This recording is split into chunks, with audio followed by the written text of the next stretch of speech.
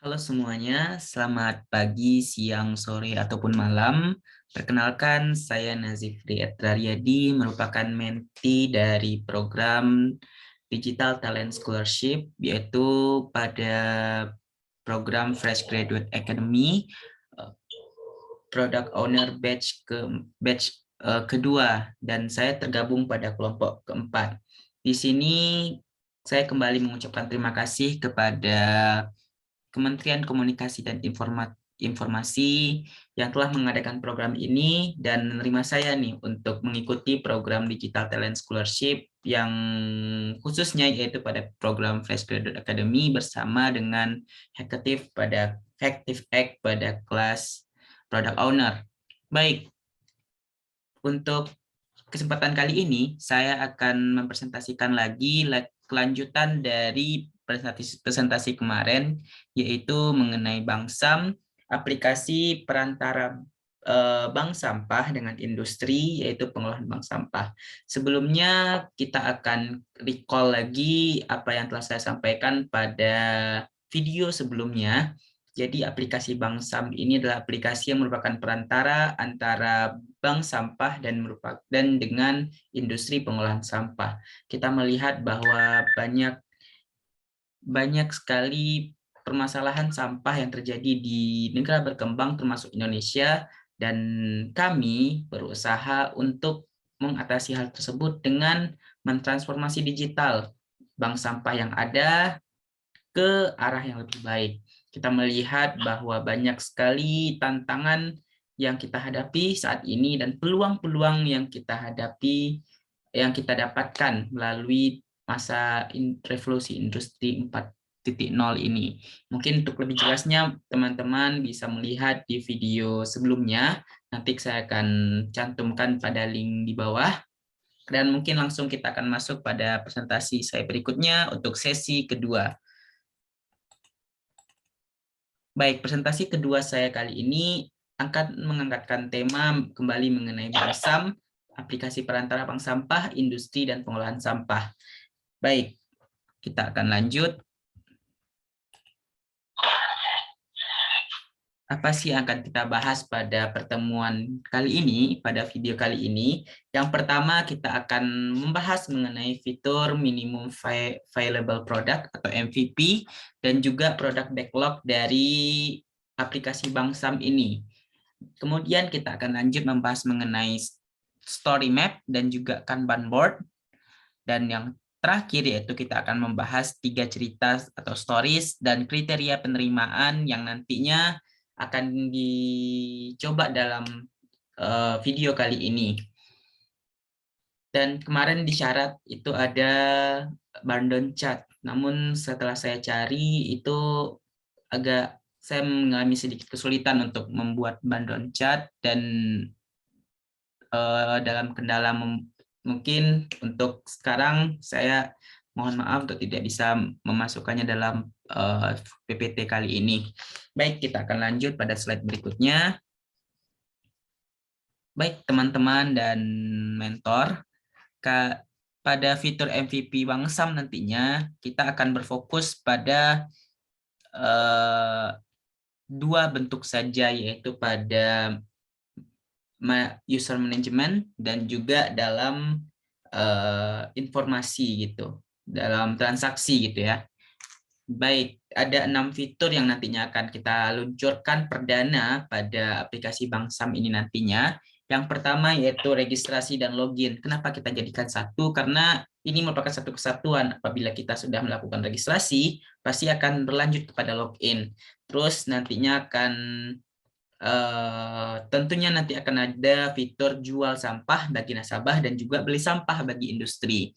Lalu informasi akun dan juga edit akun. Ini akan menjadi satu kesatuan. Kemudian pencarian mitra industri dan juga bank sampah. Lalu yang terakhir pastinya adalah layanan bantuan nantinya seperti customer service, terus frequently asked question atau pertanyaan yang sering ditanyakan, dan juga report gitu ketika ada masalah dan lain sebagainya. Baik, kita lanjut. Itu produk backlog yang digunakan dalam Bank SAM ini. Kita menggunakan Kanban board untuk memudahkan dalam melakukan backlog nantinya. Dan ini metode Kanban ini juga telah digunakan secara luas gitu. Jadi kami juga menggunakan metode ini untuk mempermudah kami dalam membuat produk backlog-nya. Dan dalam menentukan metode prioritasnya, kami menggunakan metode Moskow. Apa itu Moskow? Itu adalah terdiri dari 4 kategori, yaitu must have atau yang seharusnya dikerjakan,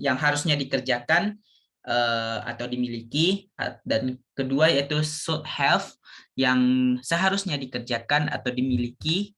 Lalu yang berikutnya adalah could have, yang mungkin bisa dikerjakan atau dimiliki, dan won't have, yang tidak harus dikerjakan atau dimiliki. Kita akan masuk ke bagian pertama, part pertama, yang harus dikerjakan. Jadi yang harus dikerjakan ini kita fokus pada minimum viable product atau MVP-nya. Dari must have ini ada beberapa fitur yang ingin kami masukkan, yaitu tampilan beranda atau homepage, terus login dan juga sign up, jual sampah, beli sampah, informasi akun, dan layanan bantuan. Pada bagian should have, yang seharusnya dikerjakan atau dimiliki, itu kami memasukkan fitur-fitur informasi harga jual sampah, informasi industri, pengolahan sampah, poin beli sampah, bonus dan hadiah, program kemitraan sampah. Lanjut, kita masuk ke bagian could have yang mungkin bisa dikerjakan dan dikerjakan atau dimiliki. Ini kita kategorikan ini penting tapi tidak terlalu mendesak, yaitu pelatihan bank sampah, jemput sampah, kredit sampah, gadai bank sampah, sampah jadi emas, dan juga pemberdayaan kreasi sampah. Nah, dan terakhir yaitu won't have, yang bisa dikatakan penting, namun juga tidak penting, bisa juga ya, dan juga tidak terlalu mendesak gitu. Won't have tidak harus dikerjakan atau dimiliki, yaitu informasi perbankan, e-wallet bank SAM, dan juga QRIS. Baik, teman-teman, kita lanjut pada storyboard. Baik, untuk storyboard ini biar lebih jelasnya kita akan masuk ke Miro.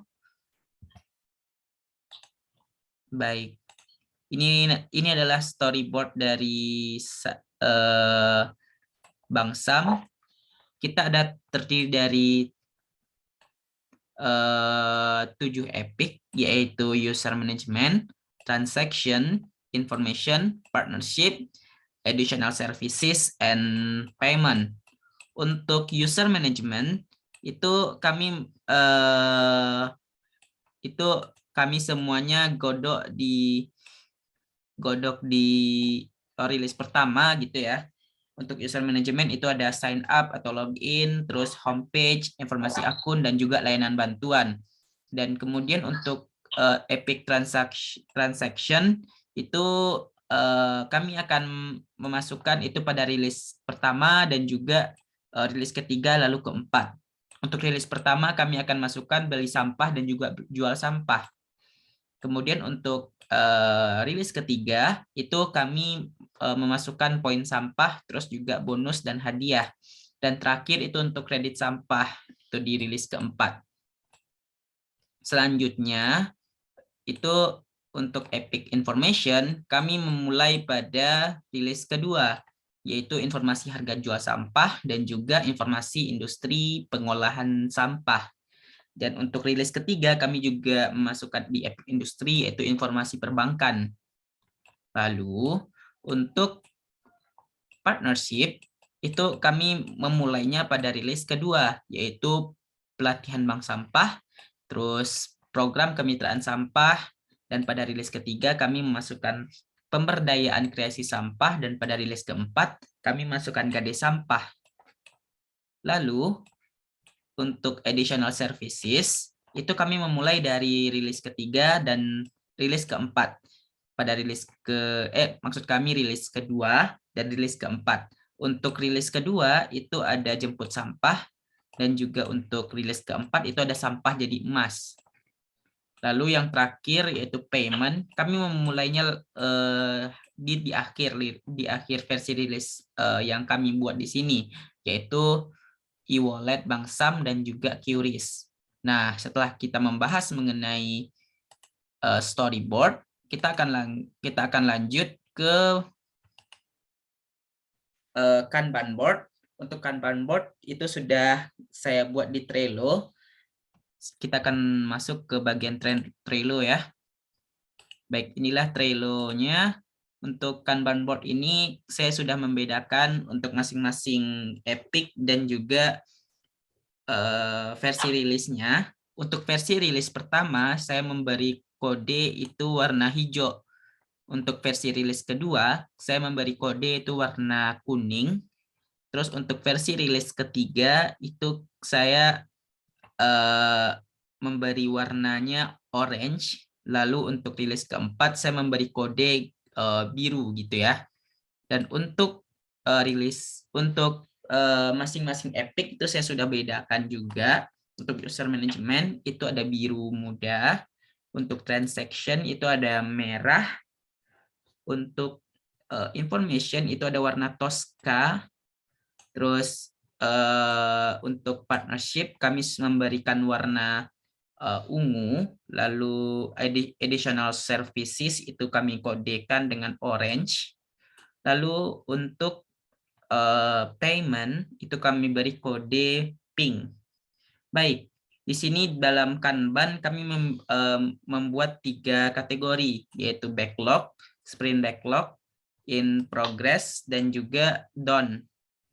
Jadi dalam situasi kali ini untuk versi rilis itu sudah kami lakukan, sudah dilakukan dalam ini hanya apa ya?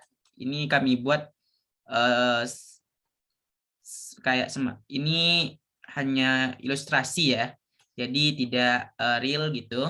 Untuk di down itu kondisinya sudah dirilis gitu ya, dan kami situasinya sekarang itu sedang melakukan pengembangan pada rilis kedua. Untuk rilis kedua itu sedang dikerjakan, kondisinya itu sedang dikerjakan informasi untuk epic informasi, dan untuk epic partnership dan juga additional services itu akan dikerjakan di kemudian hari. Lalu untuk rilis ketiga dan keempat masih dalam list gitu ya. Nah, itu saja untuk sekilas mengenai Kanban board. Kita lanjut ke bagian berikutnya, yaitu stories. Oke, untuk stories itu ada 3 stories yang disyaratkan. Yang pertama, kami memilih itu sebagai calon itu ada 3 sisi ya, calon user, sebagai user nasabah, dan juga sebagai user industri. Untuk calon user yang ingin menjadi user, baik itu user nasabah maupun user industri, kondisinya seperti ini. Sampah di lokasi masyarakat masih banyak yang belum dikelola dengan baik, dan bahkan ada yang belum memiliki bank sampah. Sehingga setiap hari sampah di masyarakat tercium dan menumpuk di sana. Bank sampah adalah salah satu upaya agar sampah bisa menjadi nilai ekonomis bagi masyarakat dan peduli akan lingkungannya. Kemudian ada juga kondisi yang bagi industri gitu. Industri ini menginginkan agar mereka mudah untuk melakukan pembelian sampah gitu. Untuk story kedua sebagai user nasabah yang ingin menjual sampah, nah biasanya sampah yang ada di bank sampah ini jarang dikelola dengan rapih dan pengelolaannya dari hulu ke hilir. Maka dari itu bagaimana sebaiknya pengelola bank sampah atau TPS mampu dibantu untuk penyaluran sampah yang sudah terkumpul ke industri pengolahan sampah agar tidak terjadi penumpukan di tempat pembuangan akhir. Nah, untuk story ketiga yaitu sebagai user industri yang ingin membeli sampah, industri pengolahan sampah biasanya memanfaatkan jasa pengepul untuk pengumpulan sampah yang akan dikelola. Kami mencoba agar distribusi sampah yang dikelola bisa lebih banyak agar pendapatan industri tersebut bisa meningkat. Nah, kita masuk ke kriteria penerimaan. Itu dalam sudut pandang user yang ingin menjadi user ya, calon user yang ingin menjadi user, itu mendaftarkan diri sebagai mitra Bank SAM, lalu mengisi data diri ataupun institusinya, terus melakukan verifikasi HP dan email, lalu melengkapi data pada laman informasi akun. Lalu untuk sebagai user nasabah yang ingin menjual sampah, itu kriteria penerimaannya melakukan titik geospasial pada aplikasi, melacak lokasi industri terdekat, dan menentukan industri mana yang akan dilakukan apa namanya penjualan gitu ya. Terus menunggu konfirmasi industri, lalu menentukan jumlah dan kategori sampah yang akan dijual, dan terakhir itu uang masuk ke rekening. Nah, yang bagi sudut pandang user industri yang ingin membeli sampah, itu yang pertama melakukan titik geospasial aplikasi, melakukan konfirmasi dari pembeli, melakukan penjualan, konfirmasi persetujuan dengan jumlah dan kategori sampah.